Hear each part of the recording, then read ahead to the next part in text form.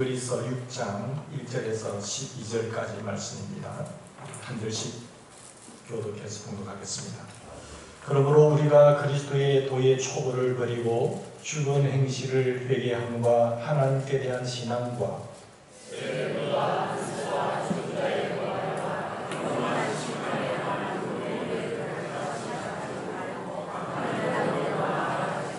하나님께서 허락하시면 우리가 이것을 하리라.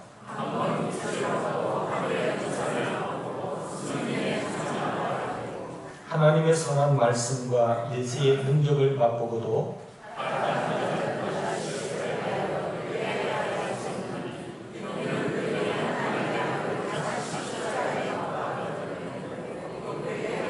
땅이 그 위에 자주 내리는 비를 흡수하여 닦아는 자들이 쓰기에 합당한 채소를 내면 하나님께 복을 받고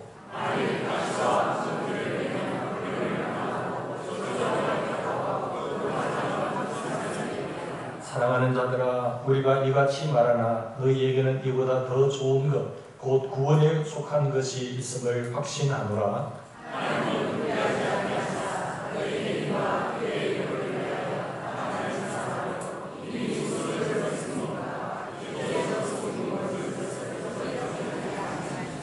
우리가 간절히 원하는 것은 너희 각 사람이 동일한 부지런함을 나타내어 끝까지 소망의 풍성함에 이르러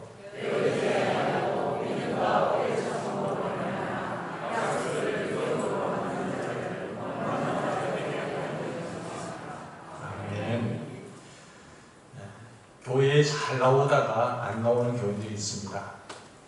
또 교회에 나오면서 이름을 올려놓고 절에도 가고 점도 치고 굿도하는 교인들도 있습니다. 용한 전쟁이가 있으면 그곳에 가서 점도 치고 또 부적도 비싼 돈 주고 부적을 쓰는 사람들도 있습니다. 왜냐하면 불안하겠지요. 그래서 신자라고 하더라도 교회에 이름 올려놓고 가난한 교인들이 점점 많이 늘어나고 있습니다. 이런 교회를 놓고 우리가 배교자라고 할 수 있을까요? 배교, 타락. 그리고 이 배교자들을 우리가 어떻게 될 것 같습니까? 이런 배교자들이. 배교를 하지 않기 위해서는 우리가 어떻게 될 것인가? 라는 것을 생각해 봅니다. 사실 배교라고 하는 것은 생각하기도 싫은 거죠. 타락했다. 타락자다. 참 안 좋은 단어인 것 같습니다. 우리는 흔히 심각하면 행복하지 않다고 말하는데요. 사실 코미디언처럼 웃기는 그런 가짜 행복도 있는가 하면은 심각하지만 진짜 행복한 것이 있습니다. 불의, 그리고 지옥, 이런 것은 참 안 좋은 것 아니겠습니까? 그런데 생명, 평안, 영생, 천국, 이런 것은 사실 심각한 거지만 참된 그 진리를 받아들이면 진짜 행복한 사람이 되는 것입니다. 진짜 복의 사람이 되는 것이죠. C.S. 루이스는 이런 말을 했습니다. 여러분을 심각하게 만드는 행복과 경이라는 것이 있습니다. 그것은 농담으로 남에게는 너무나 좋은 것입니다. 우리가 천국과 지옥, 생명과 죽음, 지유와 불의, 이런 것은 심각한 단어잖아요. 근데 그것을 깊이 생각하면 생각할수록 아주 우리에게 행복을 가져다 주는 단어입니다. 진짜 행복은 어디 있는 것이냐 하면은 심각한 주제를 숨기는 것이 아니라 심각한 것을 말해주면서 위험에서 벗어나게 해주는 것이 진짜 행복입니다. 그래서 이 진짜 행복한 것을 가져야지 가짜 행복을 가지고 잠시 웃긴다고 해서 그것에 빠져드는 사람들을 만나면 그 사람은 불행한 인생입니다. 우리를 살리는 행복이 있고요. 우리를 죽이는 행복이 있습니다. 히브리서에는 우리를 죽이는 행복이 얼마나 위험한 것인가를 경고해주고 있습니다. 히브리서에서 진짜 우리를 행복하게 해주는 것이 무엇이냐? 그것은 예수 그리스도다. 예수 그리스도를 붙잡았으면 그 처음 믿었던 것이 나를 끝까지 견인하기를 원한다 라고 하는 것이 히브리서의 메시지입니다. 우리가 진짜 행복과 가짜 행복을 우리가 잘 구분해야 된다고 말합니다. 가짜 행복과 이 가짜 안전의 위험에 빠지지 않고 현실을 직시하면서 진짜 행복하게 만들어주는 그 메시지가 바로 히브리서라는 것이죠. 우리 믿음의 식구들은 가짜 행복에 속지 않고 진짜 행복을 추구하면서 진정한 행복을 차지하는 우리 주인공이 되기를 바랍니다. 히브리서는 배교하면서도 타락하면서도 별 탈이 없겠지라고 한 가짜 안전의 위험성을 경고하고 있습니다. 아이고 그렇게도 별 탈 없겠지, 지금까지 잘 지내왔는데 라고 생각하지 말라는 거죠. 배교하면서도 타락하면서도 행복하게 살아가려고 하는 가짜 행복의 위험성을 경고해주고 있습니다. 그렇다고 한다면 오늘 본문이 경고하는 이 타락이라고 하는 단어, 배교라고 하는 것이 왜 위험할까요? 어떤 것이 타락일까요? 이 우리가 타락하고 배교해서 그런 위험에서 벗어나려고 한다면 어떻게 해야 될 것인가를 우리가 본문에서 가르쳐주고 있습니다. 먼저 우리 경고의 말씀을 한번 봅시다. 성경에 나오는 가장 무서운 경고가 어떤 경고일까요? 지옥의 경고지요.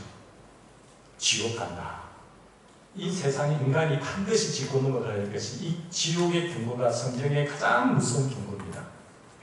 이 경고를 무시하면 그 사람은 지옥 가는 거예요.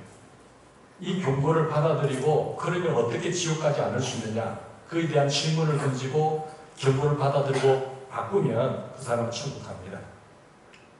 지옥의 경고, 지옥 불덩이에서 영원히 고통을 당한다. 죽으면 그만이지요.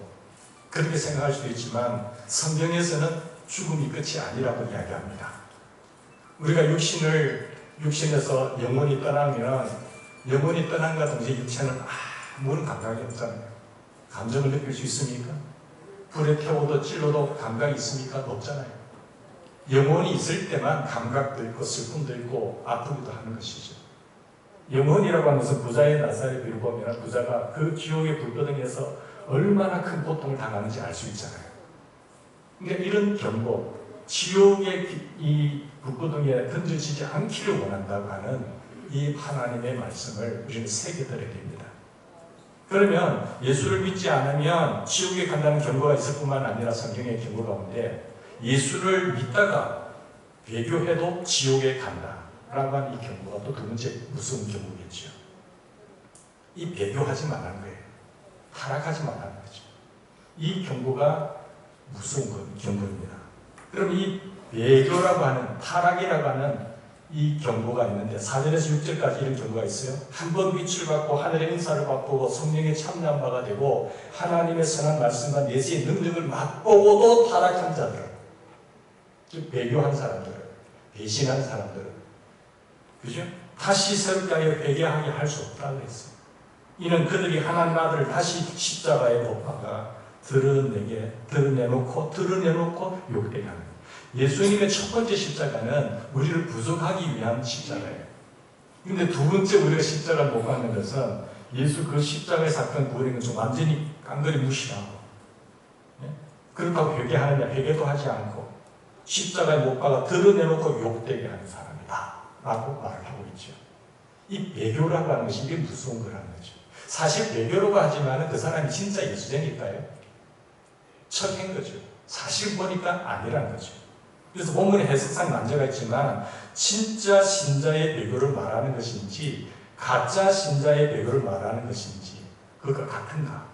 아니면은 내가 이름만 개명을 해가지고 그리스도인이라고 이름을 부름받고 실제 속은 바뀌지 않고 실제로 믿지 않는 그런 예수 믿기 전의 상태인가? 라는 질문을 던지게 되죠. 오늘 본문에 답을 드리면 이것은 가상적인 경고라는 것입니다. 가상적인 상황을 다룬다면 참된 그리스도인들 중에, 참된 기독교인들, 신자들 중에 배교할 것을 가정해서 그렇게 하지 못하도록 하는 경고예요. 그렇게 하지 말라. 그러니까 가상적인 배교를 경고한 것이라고 한다면 그것은 거꾸로 기독교인들의 견인을 강조하는 거예요. 끝까지 처음 신앙을 끝까지 견고하게 붙잡아가는 거죠. 이걸 지금까지 내가 히브리서 강의를 지금 한 12번 하는데 지금도 견인한다. 견인차 생각하면 안 됩니다. 네?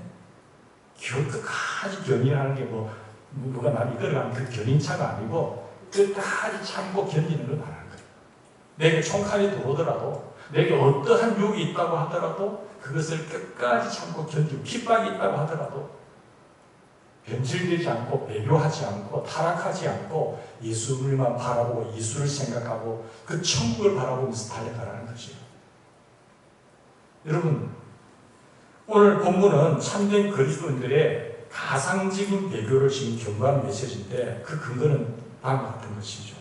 오늘 여기 보면 한 번 빛을 받고 하늘의 은사를 맛보고 성령의 참잠바가 되고 하나님의 선한 말씀과 내세의 능력을 맛보고도 그죠? 다시 새롭게 하여 타락한 자들은 다시 십자가에 못 박는다는 거예요. 그런 사람들. 하나님의 아들을 두 번째 십자가에 못 박는다는 것은 나를 구원하시기 위해서 십자가에 못 박히신 첫 번째 죽음도 있었지만 두 번째는 내가 스스로 예수를 십자가에 못 박는 그런 경고를 이야기합니다. 이상과 같이 하나님의 엄청난 은혜를 맛보고도 십자가의 사랑, 십자가의 은혜를 체험했음에도 불구하고 배교하면 회개할 수가 없다는 거죠. 근데 사실 그 첫 신앙이 진짜 믿음일까라는 거예요. 예수 그리스도는 유일한 구원자시기 때문에 유일한 구원자를 거절했으니까 회개해서 구원받을 수 있는 길이 없다는 겁니다. 이 세상에 구원받을 수 있는 길은 유일하신 예수 그리스도예요. 유일하신 예수, 유일하신 구원자는 예수밖에 없습니다. 그러니까 이걸 거절한다든지 하면은 어떻게 될까요? 다른 데 구원이 있을까요? 세상에 다른 어떤 데 유일한 구원자 예수 외에는 다른 길이 없습니다. 그렇기 때문에 그분을 십자가에 못 박지 말라는 거죠. 회개할 수 없다는 말은 참된 이 에스가 동생 야곱이 있었지만은 이 에스가 참 회개를 했는데 하나님께서 거절하셨는가라는 것은 아니라고 말씀하고 있습니다. 에스가 왜 회개를 못합니까? 마음이 완고하기 때문에 그렇죠. 마음이 완고해지니까 회개를 하지 못했다. 에스는 그저 잘 살게 해달라고 부르짖었지만은 하나님께 굴복하지는 않았어요. 에스는 하나님을 그 마음에 모시지 않는 사람입니다. 하나님을 마음에 모시지 않는 사람. 에스처럼 살아계신 하나님을 떠나서 우리가 세상에 취해서 살다가 보면 마음이 점점 완고해져요. 이 하나님의 말씀이 들리지도 않고 마음이 완전히 세면바닥과 같아서 완고해져서 그래서 결국 회개할 수 없는 상태에 떨어집니다. 여러분 회개를 내 마음껏 내가 하고 싶을 때 할 수 있을 것 같습니까? 그것도 아무 때나 안 돼요. 하나님 은혜가 아니면 회개도 함부로 안 된다니까요. 아이고 내가 죽기 전에 회개하고 예수 믿지. 그걸 어떻게 믿을 수 있습니까? 여러분 회개라는 것도 은혜인 줄 믿습니다. 여러분 히브리서는 그래서 돌이킬 수 없도록 마음이 완고한 상태로 떨어지기 전에 회개하라는 것을 강조하거든요. 이게 큰 축복이에요. 어떠한 내가 죄를 지었다고 하더라도 예수 외에는 구원이 없다라는 사실을 알고 회개하고 돌아오는 것. 그것을 그렇게 한 사람은 하나님 언제든지 누구든 다 받아줍니다. 근데 히브리서에 말하는 것처럼 마음이 완고해지지 않도록 이 세상에 달콤한 것에 취해가지고 마음이 타락해가지고 완고해서 회개하지 못하면 그처럼 불행한 것이 없다는 거예요. 여러분 나이아가라 폭포가 세상에 제일 큰 폭포 아닙니까? 길이만 해도 그 초당 떨어지는 물의 양을 보세요. 왕왕왕 소리가 옆에 사람이 소리가 안 들려요. 마이크를 해도 잘 안 들려요. 배를 타고 들어가 보면 그 소리가 엄청나거든요. 근데 그 폭포 속에서 독수리가 폭포로 떨어지기 전에 얼음이 둥 떠가는 거 보고 얼음 위에 시체가 있는 여우의 시체가 있면서 독수리를 발견했어요. 샥 내려가서 그 시체를 뜯어먹기 시작했죠. 시체를 너무 좋아하니까. 그러니까 맛있게 뜯어먹었어요. 근데 독수리는 저기 폭포가 있구나, 떨어지는 지점이 있구나, 저기 가면 안 된다는 사실을 알아요. 그러나 그걸 보고 귀로 듣고 눈으로 보았지만은 내가 난리가 있으니까 나는 저 폭포 가까이 가서 말는데 그러면서 얼음 위에 있는 시체를 여우의 시체를 뜯어먹고 있는 거예요. 계속 맛있게 뜯어먹고 있습니다. 그런데 폭포에 떨어지는 와서 날려고 하니까 난리가 안 펴지는 거예요. 날개가 얼어붙어가지고 그걸 잊고 있는 거죠. 그래서 바로 죽은 거예요. 독수리가 마지막 순간에 시체를 뜯어먹는 잔치를 끝내고 날개를 펴서 날 수가 없었다고 하는 사실. 우리는 어떻습니까? 독수리처럼 안 된다는 걸 알겠어요? 독수리처럼 성경의 경고를 듣고 무시하는 사람들은 내가 회개해야지. 그게 벌써 굳어서 이게 얼음에 뒤엉켜가지고 날개가 안 펴진다는 거예요. 내가 이전에 돌았어야지. 내가 한 1년만 가다가 돌았어야지. 그게 사람의 생각대로 안 된다는 거죠. 늘 대제사장 예수 그리스도를 생각하라. 하나님의 말씀으로 보초를 써라. 세상의 헛된 영광에 취하지 말라. 천국의 영원한 영광을 바라보라. 세상에 빠져 있으면 배교해서 멸망당할 수 있다라고 하는 경고를 받지만 그 시체가 너무 맛있어서 세상의 쾌락이 너무 즐거웠어. 이 세상이 너무 달콤해서 사탕만인 것에 너무 달콤해서 그것을 놓기가 힘들다는 것이. 마지막에 내가 한번 마음 먹으면 된다. 언제든지 회개하면 돌아오면 된다. 내가 지금은 교회 안 나가고 지금은 좀 쉬지만은 지금은 세상이 좋아서 좀 나가도 나중에 돌아올 거야. 꼭 교회 열심히 나가야 될 필요가 있느냐는 거죠. 주일날 절에 다니는 사람들이 이름은 등록해놓고 4월 초까지 때 한번 가고 연말 연시 때 한번 가고 내가 절에 이름 올려놨으니까 교회에 내가 이름 저걸 올려놨으니까 뭐 매일 주일마다 가서 예배를 드릴 필요가 있겠느냐는 생각이. 그러면서 세상에 취해서 뜯어먹는 거예요. 뭐 유일하게 매일매일 새벽기도 가서 예배를 하느냐고. 그렇게 할 필요 없다는 거죠. 내 이름은 올려놔고 그러다가 내 마음대로 이래서는 안 되겠다. 성경의 경고를 무시하면서 내 마음대로 살다가 날개 펼 수 있을 것 같습니까? 그래서 그때는 얼음에 엉켜서 날개를 펼 수가 없다는 거죠. 그렇게 배신하고 타락하고 배교하면 멸망한다는 거예요.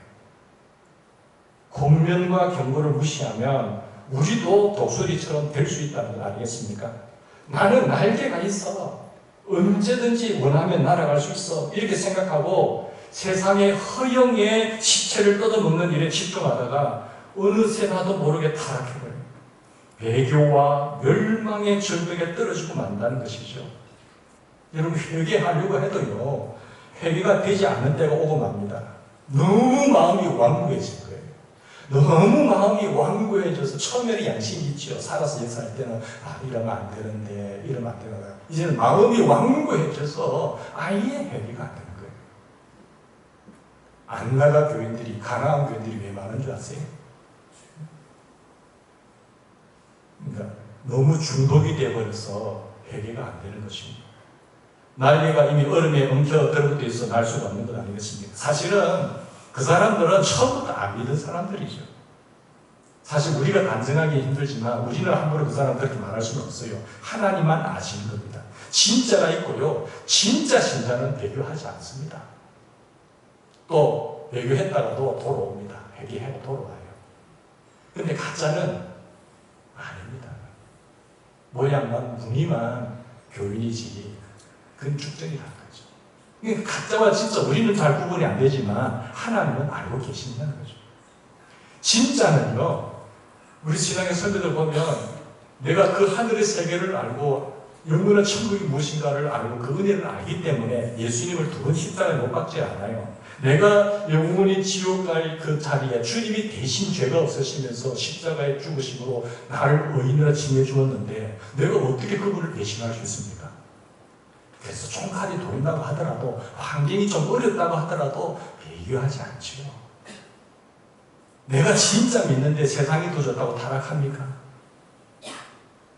그러네. 신실한 진짜 신자들은 상황이 어려워지더라도 주님만을 바라보고 예수만 바라봅니다. 왜? 그 세상이 영원한 세상이니까. 이 세상은 아무리 길어봐야 100년이에요. 100년이 끝난다니까요. 하늘의 세계를 보고 그 믿음의 확신을 가진 사람은 여기에 집착하지 않습니다.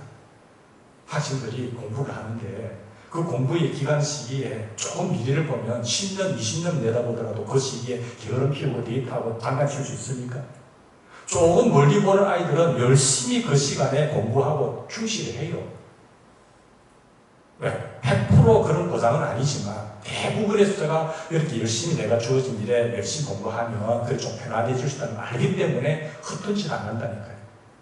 그걸 못 보는 아이들은 그냥 요 시간만 보기 때문에 지금 젊은 것이 뭐냐, 지금 할 것을 하지도 말아야 될 일을 하고 있다니까요. 그러면 졸업하면 어떻게 되는 거지? 우리 신앙생활도 마찬가지예요.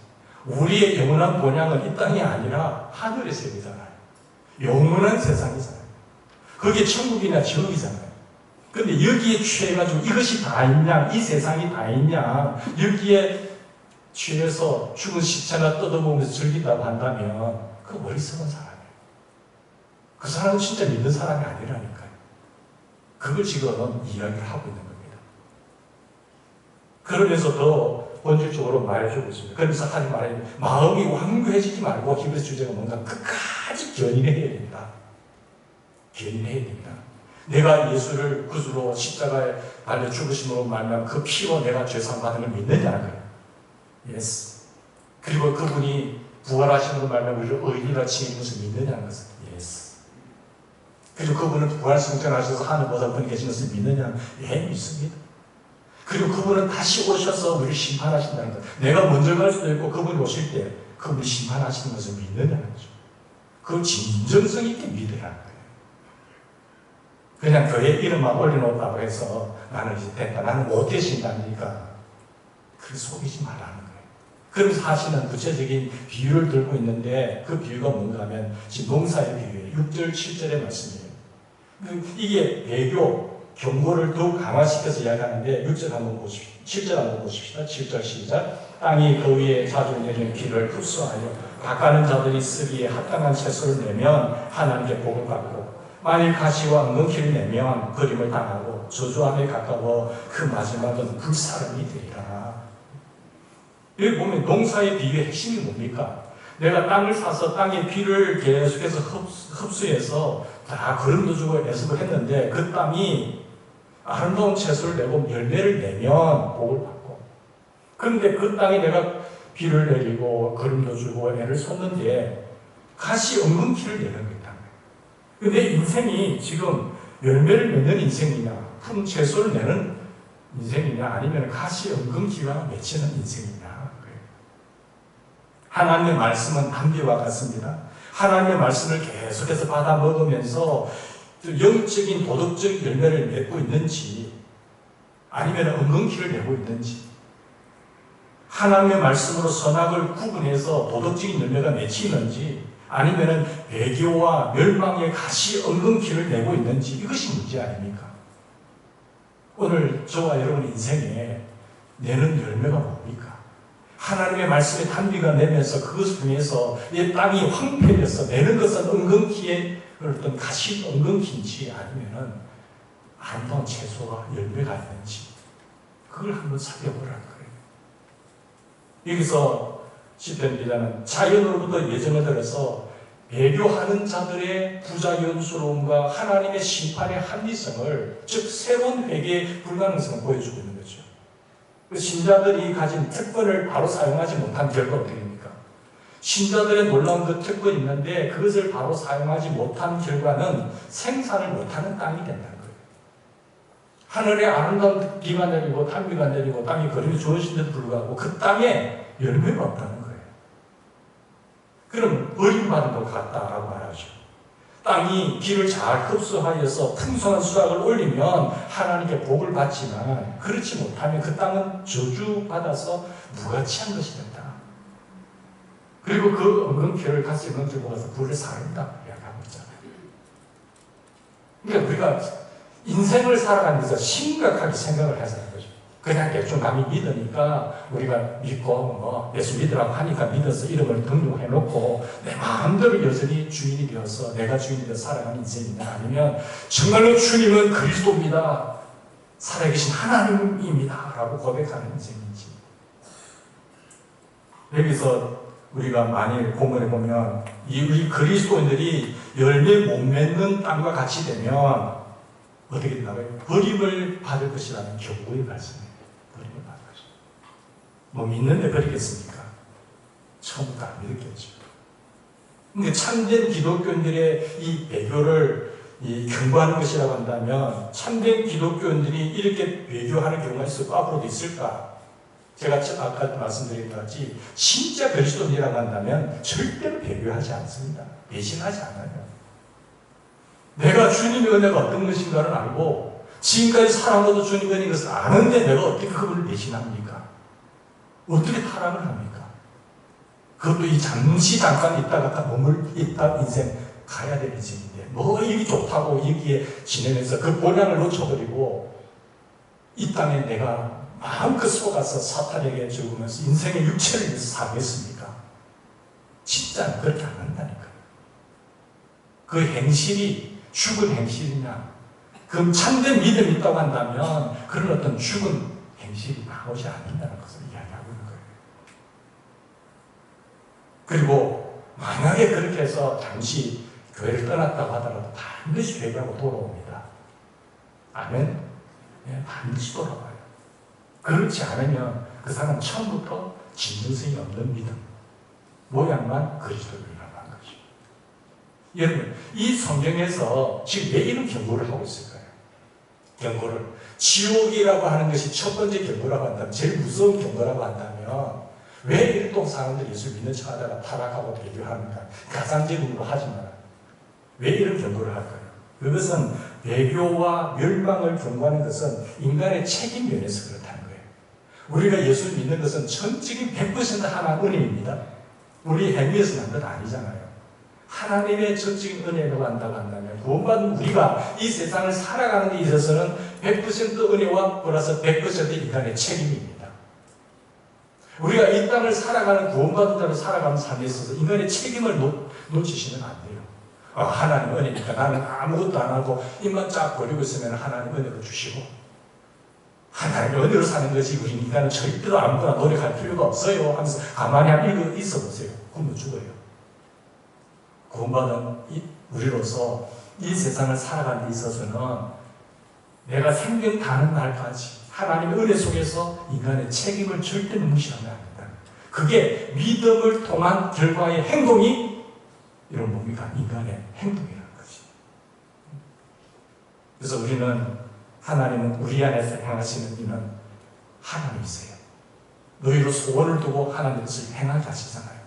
그래서 성화에 중생에서 하나님 살아가는 백성의 성화를 이야기하는데 두렵고 떨림으로 너희 구원을 이루라는 거예요. 그것은 인간의 책임면에서 이야기하는 거거든요. 그래서 이런 인간의 책임면에서 절대로 타락하면 안 돼요. 배교하면 멸망이 되는 것이라는 거예요. 그걸 경고하고 있고요. 두 번째, 왜 경고를 하는가 하면 첫 번째 인간의 책임면에서 그렇고 두 번째는 가짜와 진짜가 섞여 있는 상황이기 때문에 경고하는 거예요. 참된 그리스도인에게 왜 지금 배교와 멸망을 경고하고 있을까요? 진짜와 가짜가 섞여 있기 때문에. 근데 여기 진짜가 있고 가짜가 있는데 그러면 진짜는 빼고요. 가짜 얘기합니다. 가짜 섞여 있기 때문에 사잡아서 지금 이야기를 경고를 하는 거예요. 아이고 진짜는 아닙니다. 지금 가짜들만 이렇습니다. 라고 그렇게 말할 수 없잖아요. 여기 5명은 진짜인데 나머지는 아닙니다. 여기 50%는 진짜인데 나머지 50%만 들으세요. 그것이 아니라 사잡아서 지금 경고를 하고 있는 거죠. 그래서 배교하지 말라. 절대 타락하지 말라. 타락한 자는 나중에 회개하고 싶어도 안 될 수도 있다는 거죠. 겉으로 보기에 똑같은 그리스도인들을 놓고 그리 하면 안 된다라고 경고를 하고 있고요. 또 왜 이렇게 경고하는가 하면 인간의 책임 면에서 그렇고 진짜와 가짜가 섞여 있기 때문에 그렇고 세 번째는 인간의 죄성 때문에 죄성이 남아있기 때문에 그래요. 인간의 죄성은 이만하면 됐어라고요. 이만하면 됐으니까 자기 만족과 자기 고집과 그래서 나태하잖아요. 그리고 회개하는 것을 연기하는 겁니다. 아이고 내년에 회개하지. 내년에 회개하면 내가 정신 차리면 될 거 아니다. 지금은 너무 먹고 살기 바쁜데 내년에 한 노년기에 가서 하면 되지. 그렇게 자기 마음대로 되나요? 그 인간의 죄성이 있어서 자기 만족과 자기 고집 속에서 점점 나태해가는 거예요. 참된 그리스도인에게도 이런 죄성이 남아있기 때문에 죄를 고집하면 멸망한다라는 것이 그런 경고가 필요하지 않습니까? 여러분 그렇게 하지 마세요. 경고하는 거예요. 또 왜 경고하는가 하면요. 다수가 배교할 가능성이 있는 현실을 감안할 때에 참된 그리스도인에게도 지금 경고를 하는 것입니다. 대다수가 그렇게 멸망의 길로 가기 때문에 따라갈 수 있다는 거 아니겠습니까? 그래서 히브리서 목사들 중에 다수가 살아계신 예수 그리스도를 버리고 구약의 제사 제도를 다 가져가자는 거예요. 애국으로 돌아가자는 거예요. 예수님 모시고 사는데도 구약 그때가 좋았다라고 돌아가는 거예요. 여러분 다수가 그런다고 해서 멸망이 없는가요? 아니잖아요. 지금 유럽의 교회 보세요. 지금 유럽의 교회 다수의 그리스도인들이 교회에 안 나와요. 실제로 예수 믿지 않으면서 스스로 그리스도인이라고 하고 있다고 한다면 우리는 어떻게 경고해야 되겠습니까? 실제로 안 믿고 있는데 4,000명의 교인들 가운데서 20명만 나오는 교회도 있잖아요. 교회 등록은 적은 한 4,000명 올라가 있어요. 나 교인이. 근데 주일날 예배 드는 분은 20명밖에 안 된다. 30명밖에 안 된다는 거예요. 그럼 나머지는 뭐냐는 거예요. 진짜 그 사람들이 그리스도인인가요? 아니지 않습니까? 그런데 대다수가 그렇게 하기 때문에 괜찮을 거야 라고 안심을 가지는 거예요.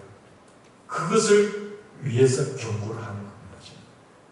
여러분 다수가 노아시대 때 한번 보세요. 노아시대 때 하나님은 다수가 그러니까 아이고 내가 참아야지 사랑의 하나님이니까 봐줄 수 없으니까 안 봐줬잖아요. 사람 지었음을 한탄하사 죄악이 관능한 것을 보고 내가 사람 지었음을 한탄하사 이들 내가 심판하려 했을 때 8명만 믿었잖아요. 노아의 가족 은혜 있고 나머지 사람은 다 죽었어요. 그렇다고 해서 하나님이 사랑의 하나님 아니냐? 아니죠. 공의 하나님이시니까. 여러분 소돔과 고모라서 그 도시 한 도시를 하나님 왜 쓸어버립니까? 이 도시 사람들 인구 아깝네. 이 도시 내가 어떻게 번성한 도시인데 이 사람들 어떻게 다 죽여. 그런데 하나님은 소돔과 고모라의 타락한 도시를 쓸어버리잖아요.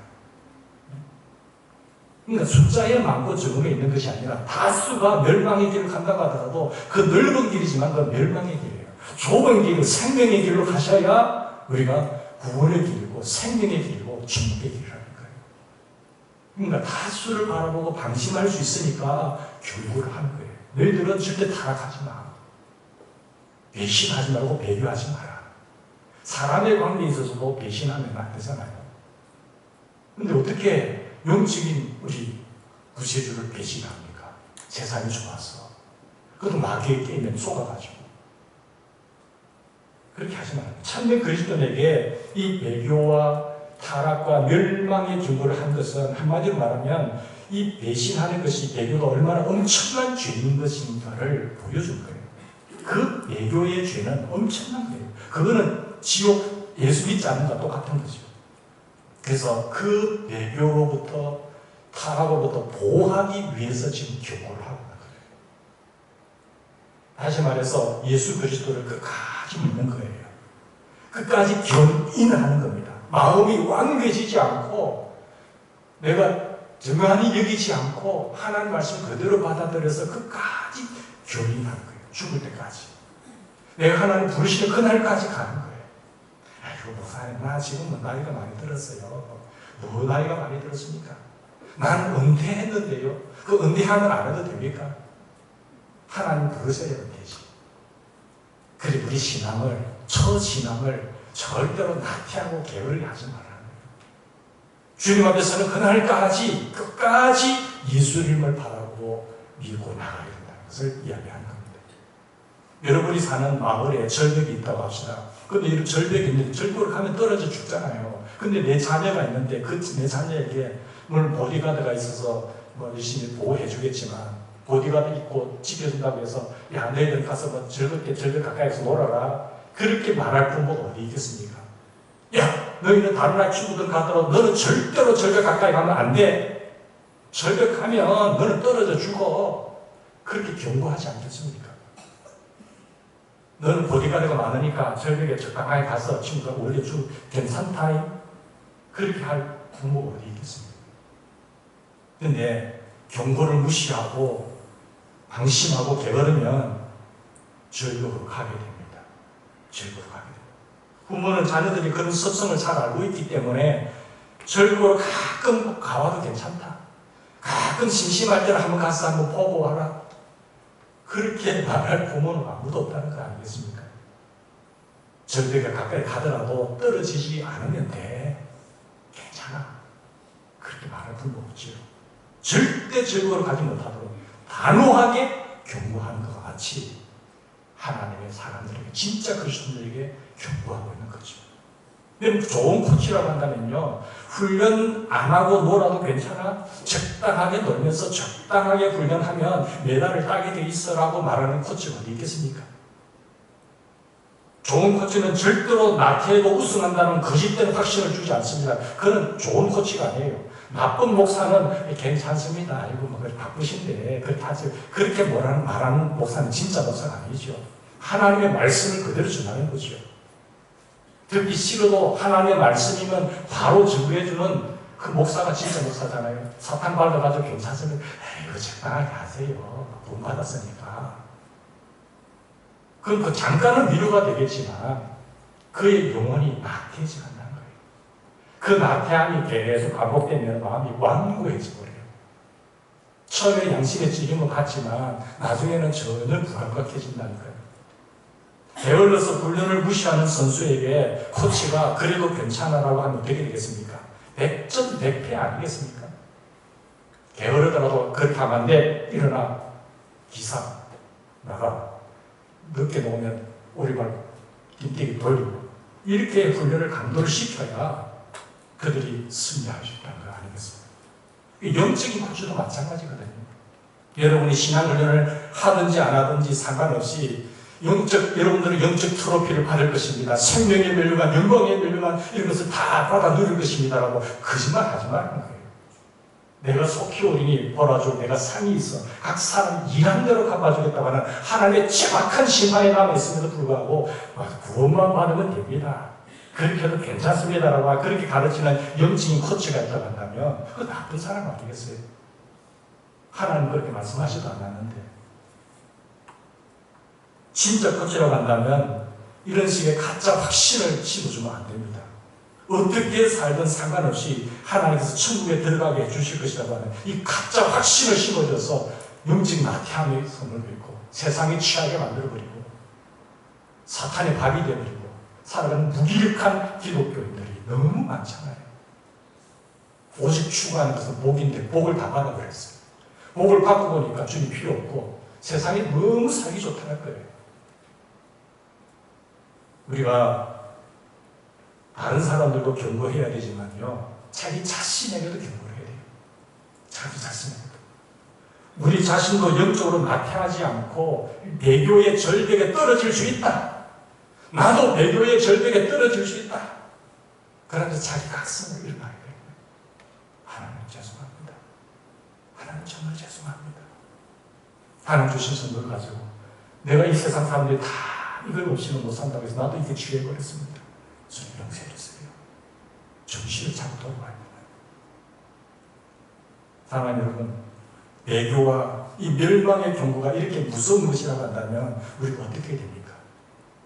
지옥 다음으로 무서운 것이 배교입니다. 배교. 타락하는 거예요.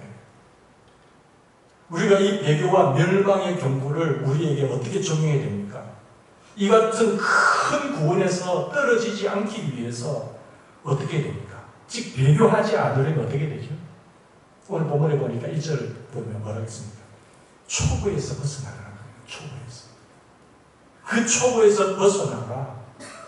초보를 버리고 죽은 행실을 회개함과 하나님에 대한 신앙과 세례들과 안수와 죽은 자의 부활과 영원한 심판에 관한 설을 다시 닦지 말고 완전한 대로 나아가라는 거예요. 초보 신앙을 버려야 돼요. 초보 신자들이 어린아이가 한두 살 보는 아이들이 젖병을 깔고 있으면 괜찮아 볼만합니다. 나이가 50이 됐는데 젖병을 두고 깔고 있어요. 보기 좋습니까? 안 좋습니까? 5장 마지막 절에 히브리서 5장 마지막 절에 그 말씀이거든요.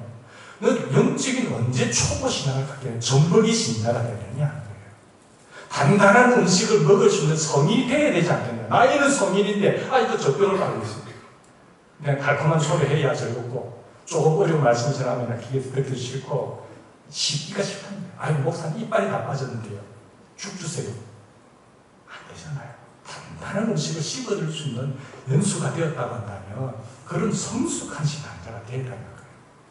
그래서 우리가 배교에 빠지지 않으려면, 넘어지지 않으려면 초보신앙을 벗어나야 돼요. 어린아이들은 잘 미혹이 되거든요. 어린아이들 미혹하는데 돈 별로 안 들어요. 조금 돈 주면서 잘해주면 이걸 싹 따라와요. 그러니까 왜 배교하느냐? 왜 타락하느냐? 초보신앙을 못 버리기 때문에 그렇다는 거예요. 그 사단이 꼬이지 말라는 거죠. 아직 유치해서 깊은 진리를 들을 능력이 없는 자들이라고 하지 않습니까? 그러니까 5장의 마지막과 6장의 초반에 연결하는 단어가 뭡니까? 그럼에도 불구하고가 아니라 그러므로 초보를 버리고 완전한 대로 나아가라고 말하고 있지 않습니까? 그러니까 그리스도의 대제사장직을 설명하면서 여러분 치료될 수 있다는 상태이기 때문에 치료 조치를 취해야 된다고 말하는 거죠. 그 도의 초보가 뭔가 하면 1절 2절의 말씀 그 일간 내용 그래요. 유대교인들이 그걸 붙잡았거든요. 도의 초보는 이제는 버리고 완전한 대로 나아가라. 그러니까 성숙하게 발전하라는 거예요. 이미 기독교에 입문한 사람들, 즉 하나님의 자녀들, 형제들 등으로 불리는 자들에도 그것은 틀림없지만 하나님의 자녀임에 틀림없지만 기독교인에 들어온 자들로서 성숙하지 못했다. 성숙하지 못한 교회는요, 교회 전체가 조금 시험에 들면은 야단입니다. 시험은 어떤 사람이나 다 있어요. 교회에 오면 시험이 없는 것이 아니라 어떠한 장소에도 어디든지 다 있잖아요. 그러나 주님 가르친 대로 시험에 들지 않게, 시험에 빠지지 않게 깨어 기도하라. 우리 식구들은 시험에 빠지지 않기를 주님 축원합니다. 목사 가정에도 시험 올 수도 있고요. 우리 교회도 시험 올 수도 있고요. 어떠한 집안도 시험 와요. 근데 시험에 빠지면 안 돼요.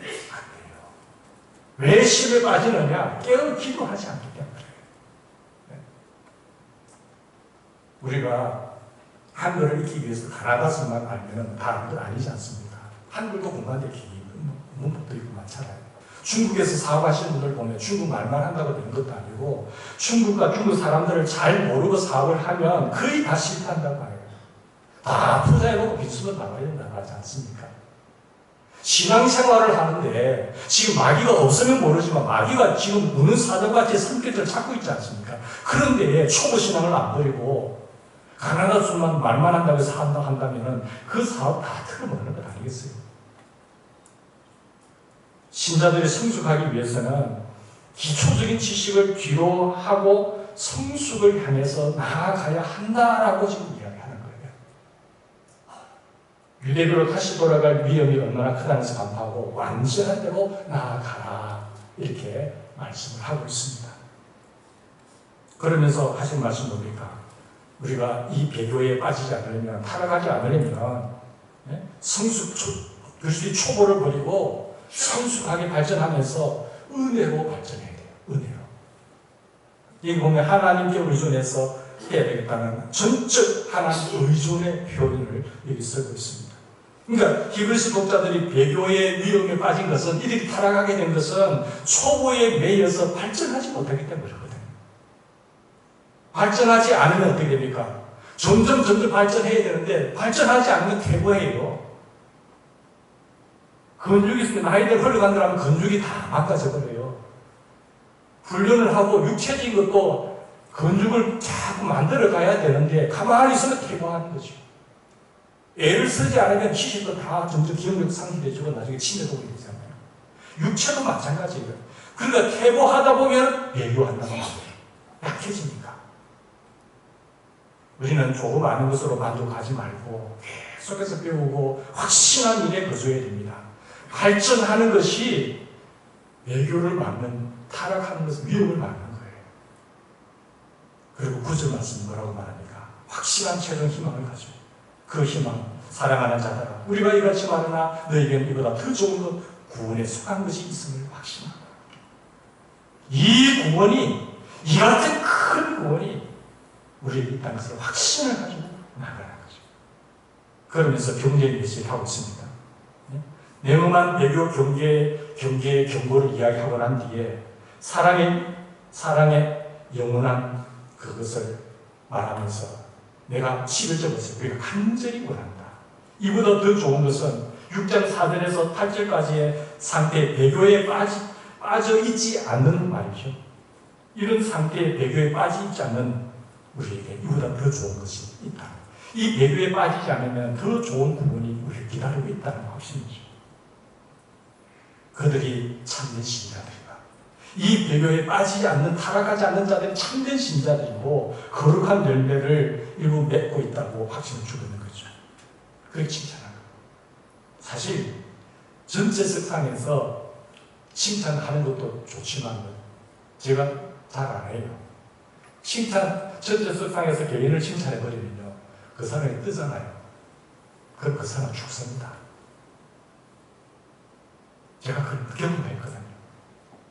아이고, 저는 자꾸 이 말씀에 잘하시는 게 떼어버렸어요. 이야, 시기하고 질투하면 그 사람 죽여버리더라고요. 완전히 왕따 당해버립니다. 정말 강한 사람은 왕따도 안 당하고 막 그래도 막 잘난 차 돌아다니겠지만 웬만한 사람은 시기 질투 때문에 그 사람 죽습니다.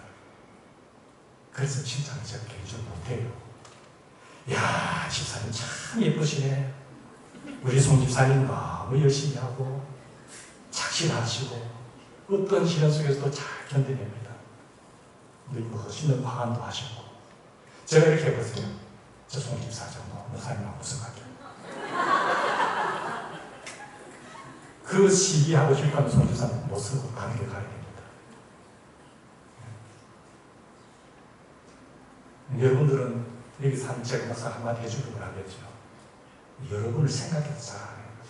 그러니까 강심장인 사람이 한 번씩 하는 건데 모르니까. 경주도 그렇게 하는 거 아니잖아요. 목사님이 장점도 없고 칭찬도 할 줄 모르면 그렇게 말하지 마시고, 목사님 어떻게 할까요? 저 여기 뭐 있겠습니까? 교인들이 이렇게 너무 심한데. 그 사람의 부장도 애썼거든요. 너무 서서하게 하지 말고 하나님 아시잖아요. 하나님 다 갖다 주세요. 하나님은 정확하게 아십니다. 우리 사람들한테서 뭐 잘했다고 칭찬 안 하더라도 하나님이 다 아시고 다 갚아주시고 그분을 하늘의 큰 산까지 갚아줄 줄 믿습니다. 그분을 바라보고 가시고. 그리고 교인들이 모를까요? 교인들이 다 압니다. 근데 목사가 칭찬해버려. 그러면 거기 시기와 발동을 뜯어버려요. 죽여버릴 거죠. 마지막으로 12절 보십시오. 12절 보시면 이런 교인의 선행의 본이 돼요. 교인의 선행의 본이 돼요. 하나님께 대한 믿음과 고난 속에서의 믿음과 그 오래 참음으로 천국 약속, 이 안식의 약속을 유산으로 차지한 자들의 본이 바로 견인의 본이라는 거죠. 끝까지 그 구원의 은총을 받고 끝까지 견디면서 참고 나간 사람들. 그것이 유소와 갈렙도 그랬잖아요. 그 신앙의 믿음의 견인의 본을 보인 사람들이 히브리서 11장에 보세요. 믿음으로 누구들, 믿음의 사람들이 이들을 본받으라는 거죠. 이들이 우리 한국에 가면 이들이 다 구름같이 흔한 증인들이 우리를 경외할 것이고 박수 칠 것이고, 지금도 우리가 그런 일을 가면 하늘의 흔한 증인들이 그래, 진짜 잘한다. 그래, 그렇게 넘어지지 마라. 박수 치고 있다. 경외하고 있다. 그런 우리를 경외하는 분들이 많이 있기 때문에 주님을 경외하고 그것을 바라보면서 절대로 세상에 타협하거나 넘어지지 않고 끝까지 마음이 완고해져서 구원받겠다, 회개하겠다 하지 마시고 견인하셔서 승리하는 우리 모두가 되기를 하길 바랍니다. 같이 기도하십시다. 하나님 아버지 고맙고 감사합니다.